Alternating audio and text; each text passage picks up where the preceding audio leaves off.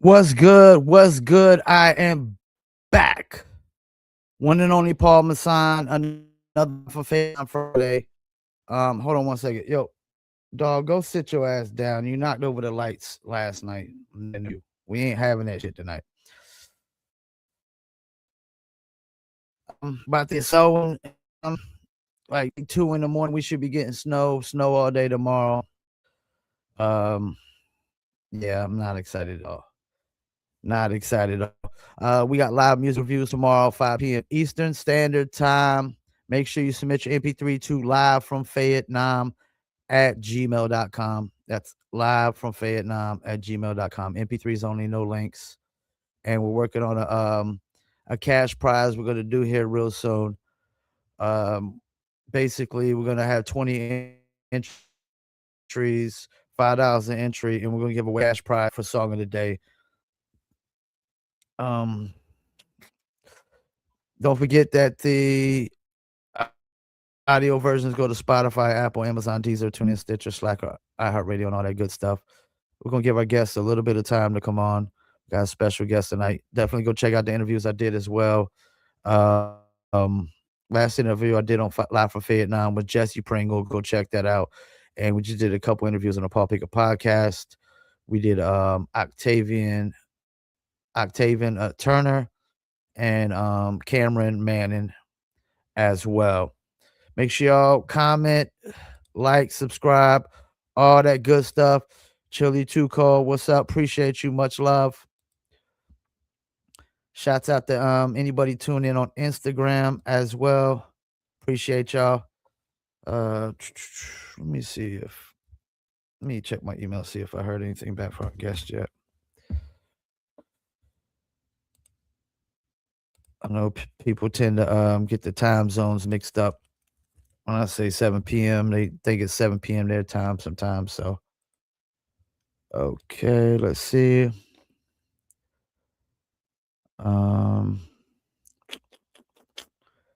Not seeing nothing from them yet. I did send them the link and everything, so hopefully we good. Hopefully they ain't forgot. Oh man, matter of fact, while I'm waiting, let me go ahead and eat this Reese's fast break. Let me take a fast break. All right, here we go. Here goes our guest now. So we got a special guest. You know, we interview a lot of artists from the 80s and 90s on here, R&B and hip hop. And our next guest is a hip hop musician, producer, DJ, educator, and speaker based out of Columbus, Ohio. And if you listen to real hip hop, you should know who our next guest is. Let's bring on the one and only Jay Rawls. Yo, Jay, how you doing, man? Peace. What's going on, man? I'm good, man. Thanks for having me. Hey, man, appreciate it, man. I got a lot of respect for you, man. Appreciate that, bro. Appreciate it. How's everything going? We're about to get hit with snow probably later tonight and tomorrow, but besides that, everything's good, man. Yeah, we already had that out here in Ohio, man. Oh yeah, y'all get the crazy snow up there. So let's start here. Let's do it. Hip hop. So what first pulled you into hip hop? Was it like DJing? Was it producing? Or was it the culture itself? Definitely the culture, man. You know what really did it for me was the was b-boying, breakdancing. You know, Okay. that's really how I kind of fell into all this. It was you know, because like prior to, like, it was really Beat Street and breaking that just kind of made me say this is something I want to do. But before that, you know, I was listening to, you know, Johnson Crew, Globe, and the Wiz Kid. I was listening to hip hop, but I was just, you know, like I was trying to rap. Like we would write down the lyrics to the Genius of Love, the Genius joint, Dr. Jekyll and Mr. Genius Rap. That's what it was. Dr. Jekyll and Mr. Hyde. Yeah. We would write the lyrics and try to practice rapping their lyrics over the instrumental on the other side, and then eventually, you know, moved into doing our own. But I never thought about it seriously until like breaking and B Street. It's really B Street that just kind of had me like, yo, I want to do everything about this culture. And that was it. So I started doing that. Now, are you the first artist to make it out of Columbus, Ohio? I wouldn't say that. You know, you got Bow Wow who's from here, but he left when he was like Okay, that's right. a child. You know, he was really young, so I don't even know. I don't know if he claims it. I don't really know. I know he got love for Columbus, but he was young when he left. You got Copyright, you got Blueprint, Illogic. There's a lot of cats that have come out of here. So when you first like started getting in the studio, what did that experience teach you that you felt like you might could have not learned on your own? In the real studio, Yeah, yeah. you know, I I was in the real studio younger, but I was like, my man Jamie had a studio on the south side of Columbus, and he would let us kind of like sit in or whatever. But you know, we were paying for studio time, and it was like out of our allowance. Like it was, you know, we 13, 14, 15, and we really didn't know how to make beats, and we were just like we were finding breaks and samples because of my dad's records and my dude Dwayne's dad's records. So Uh-huh. we had the records to be sampled, but we didn't know how to put it together. So you know he would do that for us and he started using the EPS 16 plus, and I was like, oh, this is it. And I that's what I started learning, watching him. You know, anytime he wasn't using it, I was over there trying to learn something. And then my man Greg Bang helped me with the Sonic ASR 10, and that was it. That was all she wrote. But um, you know, I we didn't really have a studio by ourselves. We mainly did it in the crib, like recording on a with a Casio SK5. You know, the Okay. old that early sampler, that kind of stuff. Yeah. Man, you said something about the ASR 10 earlier, man. Like I remember those too. I actually love the beats that ASR 10s used to put out. Me too. Me too. That was my. I mean, I used that all the way up until Serato Studio. Truth be told, Man. yeah. So your beats are often described as jazzy and soulful. Like, how did that sound naturally develop for you? Because that was the sound that resonated with me. You know, Tribe Called Quest, the whole Native Tongues, De La, that feel is what really Yeah. moved me. That's what had me like, yo, this feels good.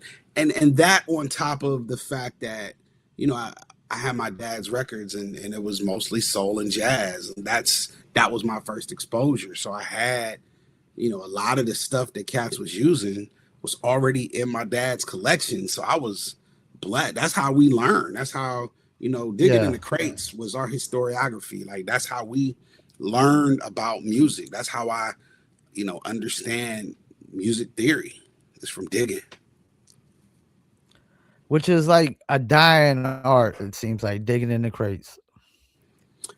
You know what? I don't know. Like well, I see a lot of people probably because I'm in the community, but there's a lot of people that still do it. I think it's it's not that it's dying. I think it's changing. I think it's with Yeah. this digital thing. Like now you can people are making sample packs and you can sample them like royalty free, that kind of Yeah. thing.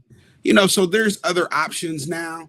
But for me, like digging is like it's the discovery. It's like finding Yeah. those gems that somebody forgot or people never heard of, and they're like, "What in the world is this?" And got their head nodding. It's like, yeah, Yeah, I always love those videos where they show Premiere, like, what he sampled and how he sampled it, but then you gotta go through and listen to the record and actually find the sample sometimes, and it's almost hard sometimes.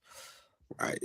That's what makes it special. That's what that's digging in the right sense. You know what I'm saying? Like that's how it Yeah. should be. That feel like, oh my goodness, how did he hear that from that? That kind of thing.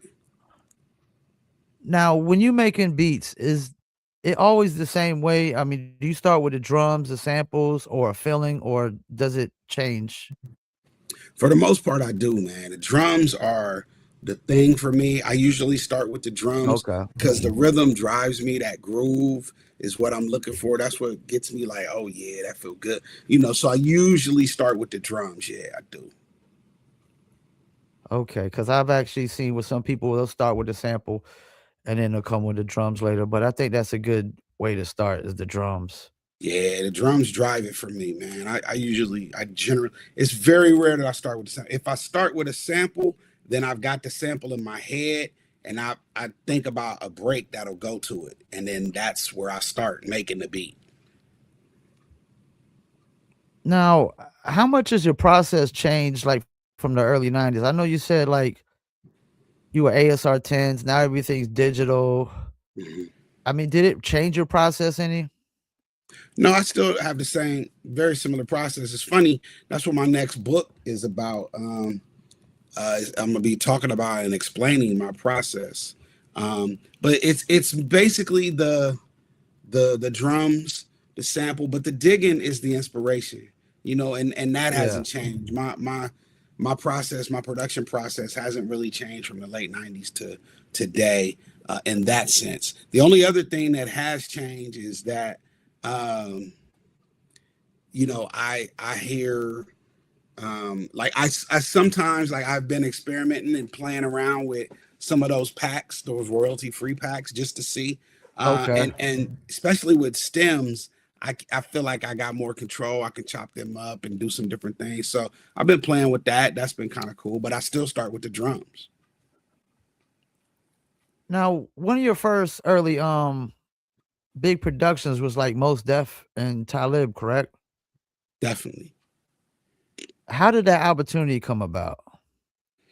That came about. I had met. I was going to school in the University of Cincinnati, and was really Okay. working to get on the scene down there. And through some mutual friends, ended up meeting, like, Dante from Mood and uh, Okay. Yeah. High Tech, and High Tech was working with Kweli, and that's how I met him. And it just went from there. And he was just telling me, "Yo, send me some beats. We're about to do this album," and that's how it happened. Yeah, I remember the Mood album. That was like first time I heard high tech production. That was a really good album that was I think slept on. Very much so. Very incredible album. Mood was It had incredible. a lot of esoteric stuff Mhm. going on in there. It did, and it made you think. It's one. I mean, they were everything. Mood was amazing to me, for sure. Shout out Mood, man. Yeah. So I mean, you work with a wide range of artists. Like, what do you look for in a collaborator? I'm mainly looking for, somebody. You know, I like working with people that excite me, like that I think are dope. I like working with people I haven't worked with before. I enjoy, an artist who kind of already has an idea as well. I'm kind of past the days of having to develop somebody if I don't have to. I did Yeah. that a Yeah. lot. I've worked with artists that I had to really work with, and then I've worked with artists that I didn't have to do hardly anything with. And Yeah. I'm kind of more along that nowadays. I'm kind of like, I like doing full albums with an artist. Like, that's kind of been my thing. I got, an album with Talib Kweli, released in Okay. 2024. I got an album with Soling Velvet, singer out of Las Vegas, Los Angeles area, Okay. and then I just dropped the album with, Nico Is, Talib Kweli's, protege, and all three of those Okay. albums to me are just flavor, just a, a good, and they're all different. Like, they're all different. Yeah, I did the whole album, but they're all different sounds. And right now, I'm working on an album with my, Columbus homie, Copyright from Megahertz. So me and Copy album is almost done. So I got a lot, in the fire, keeping things moving. But yeah, man, that's I just like working with artists that make me excited. You said megahertz. You referring to the producer?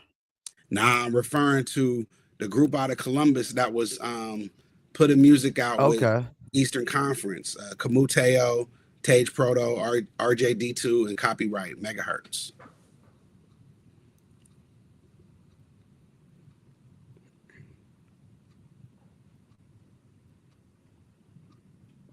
Okay. Okay. I mean, you're working with somebody with Columbus. Like, do you think everybody needs to try to at least work with one artist from their city when you get to a certain position? I never thought of it like that. I think everybody should work with somebody from their city just because they in your city. Like, grow your city. Make it Yeah, pop. Make it big. Like, if you're talking like Fayetteville, like the artists out there should be, yeah. collaborating, working together, putting things out, making some noise. Well, and I was kind of thinking of like Fayetteville too, because J. Cole, he's from Fayetteville, and one of the things that a lot of artists from here kind of hate on him about is that he hasn't tried to put on an artist from the Ville or work with an artist from the Ville on like a Mm, major scale. You got it. know, Well, everybody has their different thoughts, but I enjoy working with artists, from the hometown, and I do that a lot. If you look at my albums, my past releases, I always have somebody involved from Ohio and specifically Columbus. So, yeah, I like that personally. who's somebody that you've always wanted to work with that you haven't worked with yet? Um, Definitely still trying to work with Common. Would love to do that. I want to work with Okay, Amber I can see Navan that. from Moonchild. Amber is amazing to me. You know, but those are two of the most that I really really would like to work with.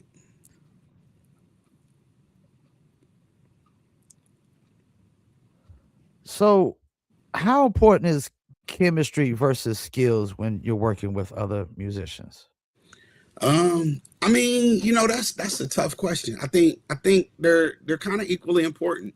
You need the chemistry, right? You need Okay. that to make it a solid project. You need that chemistry to make the album feel like, okay, this works, right? But you need, both the producer and the artist need to have skills. Like, you've got to be able to Yeah. represent. If you're an MC, you got to be able to rap. Like, I can't teach you how to rap, man. Like, that ain't gonna work. If you're a singer, I can't teach you how to harmonize and where this melody should go and that kind of thing. I can advise, but you need to be able to have the skill to make it pop, right? And that's why it matters as a producer when you're looking for artists to work with. You definitely want to um, look for somebody. I always like to look for people who are either up and coming or kind of can match my skill, or Yeah. have been in the game and they get it, or or if it's somebody I can work with, I see the potential. You know what I mean? I see they got it. I might have to show them a couple things, but they got what it takes. So you were part of a couple groups. One I remember, Lone Catalyst, and Mhm. 3582. I'm not too familiar with. What was your experience like with those groups? Yeah, groups is like being married. If you've ever been married, then you know what it's like being in a group. As Pete Rock and CL Smooth. Like, that's just as Fonte and Big Pooh and Ninth Wonder. Like, if you Yeah. are in a group, it's like a marriage. And sometimes it works, sometimes it don't. It's just everything that's like all the characteristics of a marriage, same characteristics in a group. Um, and the cool thing about having a group is that you got somebody to work with, and you get on the road and that kind of thing. That's good. And then it has its drawbacks, but what doesn't? You know what I'm saying? What Yeah. doesn't have drawbacks? So, but yeah, I like developing with another artist. That's why I've been doing these one-off albums. Like albums with another artist. Like me and Yeah. Redmatic, me and Middle Child. That kind of thing. So that's kind of like my later career. That's what I've been doing. That's what's up. Now Yeah. you do this education, this hip hop education thing. I I don't know if do. is it anything like what Mickey Fax does? Kinda, but the difference is I'm at a research one institution and I have a PhD. Okay. So I'm like Okay. I'm actually a professor. I am creating a hip hop studies program at The Ohio State University. In fact, just got the word today that it's like one step away from being official. And I think we'll probably be the second in the nation. I think Howard Okay. was before us, but our hip hop studies program is amazing because it has two tracks. So if you wanted to come to Ohio State and minor in hip hop studies, um, um, in college. Like you can go to school in college. Imagine this. You can take classes on hip hop history, culture, and the aesthetic, right? So we teach all of that kind of stuff. So if you're like a journalist and you just want to learn, about hip hop aesthetic, you want to know about, graffiti and what is racking, what's a toy, things like that. Okay. We teach that, right? And then if you're like, nah, I really want to learn this, and you want to go to practitioner track, you want to actually become a DJ. We teach DJing. Yeah. We have DJing in the School of Okay. Music. We have MCing, we have B-boying, and we have a graph course. Like we also teach production. We use Serato Studio. We have a hip hop lab and we have a DJ lab in the School of Music at The Ohio State University. And some people will not understand this, but some will. That in itself is a feat, right? To have Yeah. hip hop be have such a major presence at a major institution area where you can actually learn hip hop. You can learn hip hop, and that's kind of like what Mickey Fax. You said Mickey Fax. Mickey Fax teaches MCing and has a whole curriculum based around that, which is amazing. But we are doing the Yeah. entire culture, so we don't just focus on lyricism. We focus on the entire hip hop culture. Now, what inspired you to do that? That's been my life's work now for the last maybe 20 years. I started Okay. teaching. I started teaching fifth grade, and I was Okay. doing that because I wasn't getting the, I wasn't like getting the big deals or nothing like that. So I had to work. But Yeah. education seemed like it made sense. And when I started doing it, I fell in love with it. And so for me, education and hip hop became my two passions.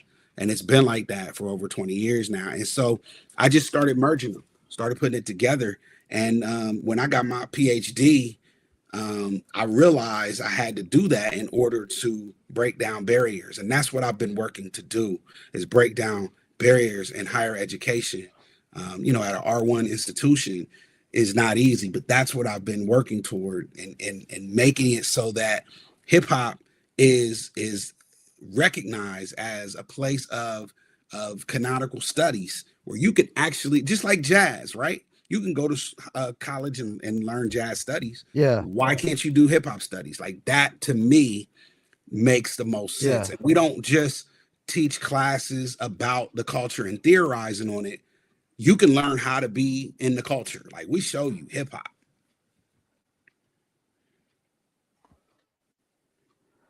So you're teaching this class yourself?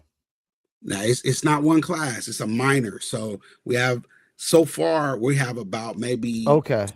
10 classes, and we just submitted six more. We're about to have about 16 classes that you can choose and come and get this minor. Ohio State University, pull up. Okay. Yeah. I never went to college, so I don't really know how the minors and majors work. So, Got I it. mean, when you go into a classroom, how do you connect hip hop culture to Mhm, education in a meaningful way? mhm. So you have to realize that hip hop is a way of knowing, and that's what we're working toward is letting people know it's no different than any other thing that you have to study and learn, right? So the way you learned about the culture was Mhm. getting immersed in it, right? It's the same thing, except we do it in the Yeah. classroom. We immerse the students in the culture because here's what you got to understand: students today, the culture isn't as out there as it used to be when we were growing up. So we share with them the history, the Yep. origins, the things that happened. So we not being the old man in the room like, oh, back in my day it was this. Nah, we share it with you and we hear about like what you're on now and we show you the parallels. We help you understand how hip hop developed and where it has been, so you can see where it is now and help predict where it's going in the future. Yeah, because most of this mainstream rap, it has no hip hop culture to it, and they keep calling it hip hop. Hip But hop this, think hip about hop think that, and it's think think like think there's about this. It is zero hip hop. elements. It is hip hop. It's got the elements because they're rapping, right? They may not be doing the kind of rapping we personally like, but they are MCing. That's the element. So here's the thing: it's hard for us. We can't really blame them if we haven't shared the culture with them. Does that make sense? Yeah. That's Oh, I my don't point. blame them. I don't Yeah. blame them. But a lot of people do. All these young cats, they ain't doing. It's like, yo, have you broke it down to them? Have you taken time to explain the culture to them and share why we love it so much? Why do y'all love it so much? Let's share. Yeah. I think the best thing to do is understand, why they like rap what they rap or into what they into instead of just blaming them. And Mhm. part of it is the fault of the old school heads, because I know when cats like Soldier Boy were coming out, I saw a lot of cats trashing Soldier Boy, and Yeah. I mean, just find something that you could respect about this cat without just trashing everything he did. First of all, you got to understand that he got to where he is, so he didn't just sit around and do nothing. So he had to put in some work. Oh, The way I would have did if I had known him or gotten to know him, I'd have been like, "Yo, this is amazing. Let me share some stuff with you. Let me show you who Melly Mel is, and show you some of these different things." And you'd be like, "Yo, rock steady," and all that, so that they start learning and understand. They might even start incorporating some of it. yeah, and I think one thing that kind of ticks me off about music is that people act like music doesn't have low quality like every other industry in the world. Mm, You got different levels of quality. You got high quality, medium mm, quality, low quality. Every industry has high quality and low quality. mm. It's music business is going to have it too. Yeah. So, what advice would you give young producers trying to find their own sound, especially Oh nowadays? man. Yeah. I would advise them to keep at it. It took me a while to figure out what my sound was, like I would advise them to just keep practicing your craft. That's what we teach at Ohio State. We teach the students that it's all about practice, like and not practicing like it's a job, but you do it because you love it. When we have these DJ classes, we Yeah, started in fall semester. So we just started this yeah. year. We've got over half the class has already found paid DJ gigs just in the 15 weeks of a semester. And so what that shows me is that these kids are into it. They're actually coming to the lab and practicing on their own time. We had a snow day the other day and everything was closed, and we got students in the lab practicing DJing. And okay, that's what I'm talking about. So that's what I would So when say. you like teaching somebody how to DJ, Mhm. when you teach somebody how to DJ, I mean, like, what things are you teaching them? Like, scratching, Technique, mixing, all of blending, it, things of those technique. nature? Everything you name plus Yeah. more, teaching them the history and the culture of DJing. We teach them how to count, the hand placement. We teach everything that if you was like coming up under some neighborhood DJ, the way I learned, right? The way my instructor, DJ O Sharp, the way he learned, like we teach them that. They actually have to carry crates. They have to unhook and plug up the equipment. They got to clean the equipment. They got to do everything that every DJ in America does. Like they got to, and we use vinyl. We use vinyl in the classroom, so they learn on Techniques 1200 Okay. turntable. They learn on vinyl, and then when they get to the controller, they're like, "Oh, this is easy," because they've been doing it on vinyl. So they respect the process. And if you could do it on vinyl, you could do it anyway, right? Anywhere, anywhere. Yes, sir. Yes, indeed. Yeah, because I mean, I remember my DJ coming up. My DJ was pretty nice. He called himself DJ Two Fingers. All right. I don't remember if anybody taught him how to DJ, but I always wondered how that would be like just trying to teach somebody how to DJ. Yeah, man. My DJ O Sharp does it, man. He does it every Is it day. is it tough? Yeah, I mean it's work. It's a lot of work, but it's because it's new. I know the beat junkies have been doing it, and there's other pockets of people that do it. But O made up his curriculum, and it's just a refining process. You watch how the students get it, and then you fix, Yeah. change, adapt, alter, etc. But it's basically just showing them how like the basics so that they can experiment and practice on their own. So, I want to ask you this, man. Like being a producer, man, Mhm. how do you feel about all this AI coming in? Like this AI movement with beats and You know, music in general. yeah. I mean, so here's the thing, man. AI is basically like the calculator coming into mathematics. And that's how I equate it, right? So you got to look at it. Everybody, when the Okay. calculator came in, everybody was like, oh, kids ain't gonna learn math no more. This is it, it's over. And AI coming in, people like, oh, see, it ain't gonna never make no beats no more. The kids is cheating, this and that. But here's the thing: we've got to show them how to use it. We've got to get ahead of the technology. We can't let the technology rule us. So in my mind, it's like, yo, let's take AI and use it for its good purposes, right? I mean, I'm seeing things now where you can hum out melodies and AI will spit that out in a bass in a saxophone or whatever. Wow. Like now that's whoa, now that's different, right? Rather than Yeah. having AI create a I ain't whole heard that beat. one yet. Yeah, man, that's the next level. But I mean, I know we got like whatever Timberland did, and people got mad at and this and that. But this is people Yeah. experimenting with AI because it's new. We don't know what to do with it, and so people are testing the boundaries. What does it do? Um, I'm not personally a fan of creating fake people and fake artists and what have you. But what can we learn from that, right? So it's like this idea of Yeah. using that as a testing ground. Like, okay, it worked this way, it worked that way. Let's show a real person how to use that to their advantage. I'm all about using technology to help us advance. That's what it's for. So I say, let's not Yeah. throw it out and say, yo, never use AI. That's crazy. It don't make sense because that's not reality. The kids are not going to get stop using AI. It's here. It's the toothpaste is out of the tube. It's done. Yeah. It's not going nowhere. And I know Not there going is on. some, benefits. Like Benny Siegel used it to create his old voice, Mm. And because you know his, what? And his new voice I talked is to the terrible. DOC. DOC is using it to fix Yeah. his voice as well. Yep, talk to him. And that's what I'm saying. There's some benefits. And I had Word a up. friend that said he would record songs and have AI make remixes.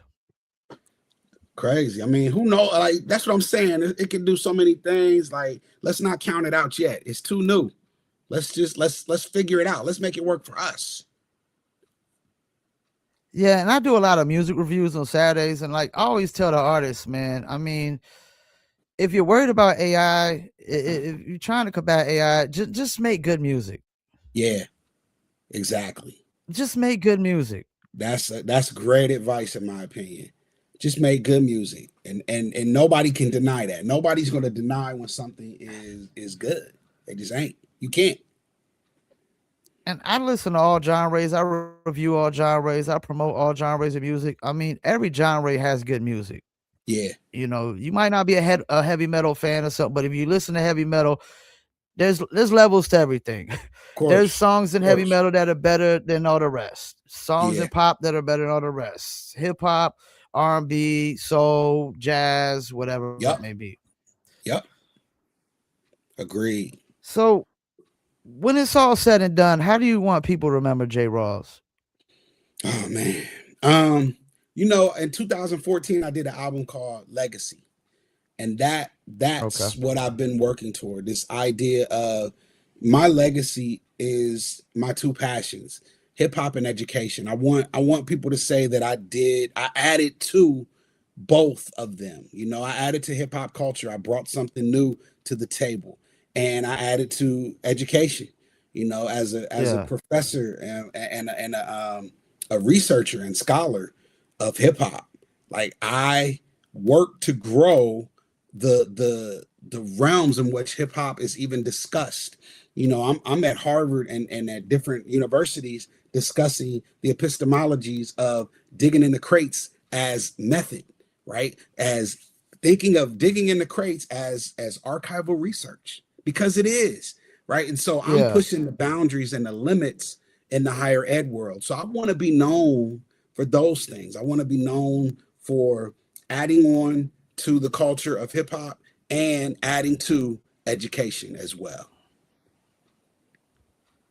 You know, like talking about this hip hop education kind of made me think about somebody I interviewed recently. I think he would be good at something like this. Was Hakeem Green, Oh, no doubt. Yeah, I'm sure. Channel Channel Live. Live. I think he was a professor too. Okay. Oh man, my camera cut out for a second, but we back. Yeah. So you say you got some albums coming out, right? Oh, yeah. When do we expect some of those to drop? Word. Just inked the deal with Fat Beats for my new instrumental album. So I'm imagining I don't know, April, May. I'm not sure when it'll be done yet, but you know, I got the new Rawls instrumental, and I also got the album with Copyright and a new album with John Robinson, a JR album. So I got some things in the works. We got some work for you. We're gonna have a good time.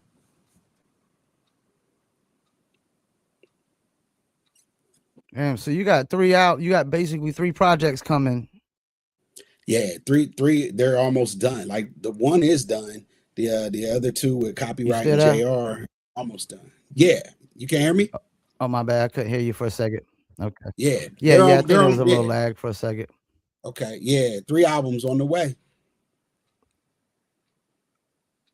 Are all those dropping this year? That's the plan. Yeah, they should all drop this year.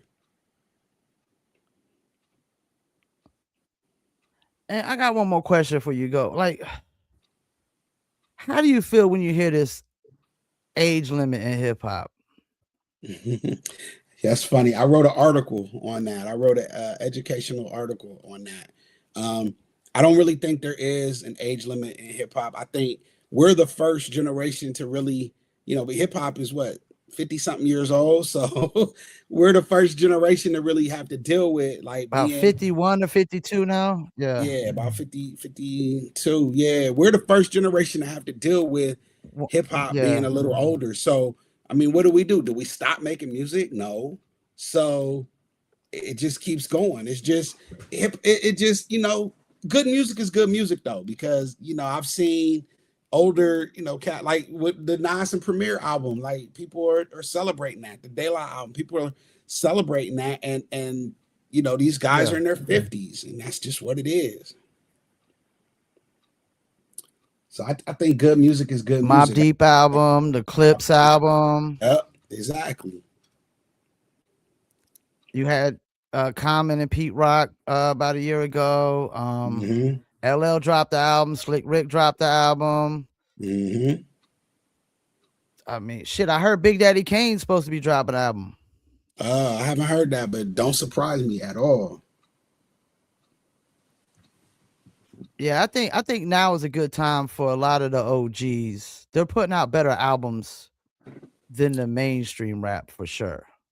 Yeah, I mean, you know, and the young cats might not agree with you, and that's okay. You know what I'm saying? Like that doesn't You're mean there's right. still You're right. that doesn't mean there's still not a market for, you know, somebody over 50 to drop an album. Like you shouldn't stop, because when these young cats in 20, 30 years, when they're 50 and they dropping albums, they gonna want somebody to listen to, and people in their age group are gonna listen to them, Yeah. and they kids gonna think they old, and that's just the way it works. That's just life. And and they gonna have to change. Yeah, well, As they we'll get older, see. they're gonna have to change. I think they will change. I don't know if they necessarily have to, but I think they will. I mean, you can only rap about, you know, sex, drugs, and murder. so often. Like something has to change. Like, is that your whole life? Just that's it? Yeah. If you 50 years old still rapping about sex, drugs, and murder, man, you ain't grew up a day in your life, yo. No doubt. No doubt. Before we let you go, is there any shout outs you like to do? Shout out my business manager Joanne. She's the best. Love her to death. No really shout outs, man. Just thank you to you for reaching out. I Appreciate really it. appreciate that, man. You checking for artists like you do, and shout out to your fans, man. And thank you to those of you who have listened. Check me out on IG at JRawls82, JRAWLS82. You know, hit me up, man. Let's talk, man. I'm just chilling. I'm a hip hop head and I'm an education lover. I mean, I'm doing the music reviews too, so I'm definitely gonna hit you up, see if you got any music you want reviewed. Appreciate you Cool. taking the time out, man. Like I said, I interview a lot of hip hop artists from the '90s, some Yeah, from the '80s, a lot of R&B cats from the '80s. I just had Karen White on here recently as well. I've interviewed Lenny Williams, dope, Melvin Riley, cats like that. dope. Pretty much anybody from the '90s era that I could think of. Sadat X's, the Smoother Hustlers of the world, and so on, man. So you fit, perfect with what I do. I feel like I'm actually the king of digging in the crates for interviews. Love that. Let's I feel like go. I'm the king when it comes to digging in the crates for interviews. Let's go. Finding You them know, gems. yeah, yep. And cats might have forgot about, need to be reintroduced, or might be Hmm. overlooked, or even underrated. When they came out. Yep. Definitely understand. Well, I appreciate you taking the time out, man. You're more than welcome to come back on the show. I got your Right. email. I'm gonna hit you up. Once I get Cool. off here, I'll start clipping up some clips. Make sure we clip up, some of the interview, and Dope. try to get even some more views to the interview. And like I said, I appreciate you, man. And I really like what you're doing, man. I mean, Thank you. people do need to keep educating people on hip hop. Like you said, these young cats, they just don't know. They grew up on Yeah. T.I. and Yeah. Cheesy, and I mean, they, they they just just don't haven't know. been exposed, man, and that's all. Like, let's share. Let's share it. Because we fell in love with it for some reason, so we might as well share it. Yep, yep. Well, enjoy the rest of your night, man, and you take it easy, Right. man. Thank you, man, and I All right, appreciate you. Peace and love. all right. Peace, Jay. Peace. Well, there you have it. Another Live from Fayettenam interview. Jay Rawls. Interesting. Dude is a hip hop educator, kind of like Mickey Fax, but it looks like they take it a little bit further. They're doing the DJing, the MC, the graffiti, b-boying, pretty much all the elements that make up hip hop. And I never thought about like trying to, always wanted to be a DJ. I always said I regret the fact that I didn't try to learn how to make beats and DJ. And I think if I was a DJ, man, like I'd be killing the game right now if I was a dope DJ. Like just with my ambition and just throwing in the marketing and music promotion and DJ, and I think I would have. No disrespect to Chuck T, I'd have been the king of the Carolinas DJs, but Chuck T is actually the king of the Carolinas for DJing. He is the king. Shouts out to DJ Chuck T. I need to have him back on. Shouts out to Chili Tuco. Appreciate you. Much love, bro. Shouts out to everybody tune in. Shouts out to my man OG Prestige, Christopher Porterfield. Shouts out to everybody tuning in on Instagram. Passport Scoob. Appreciate you. Don't forget live music reviews tomorrow, 5 p.m. Eastern Standard Time. Submit your MP3 to livefromfayettenam at gmail.com. That's livefromfayettenam at gmail.com. We've got about 16 to 20 songs that review tomorrow. We don't listen to none of them before we review them. We just download them, upload them, and listen to them on the fly. So we never know what we're going to get, what genre or anything of that nature. That's why I feel like I got the best music reviews on the planet, because my reviews are diverse. I don't just do one and we as well, because good music is good music. If you got a good vibe, you know, you got a good song. As far as I'm concerned, you got a real good vibe. You got a good song. All right, we about to wrap it up, man. Appreciate y'all once again. Appreciate you, man. Thanks for tuning in. We'll be doing reviews tomorrow, 5 p.m. Eastern Standard Time. Every Saturday, 5 p.m. Every Friday, 7 p.m. Eastern Standard Time. All right, we about to wrap it up. Peace, and I'm out.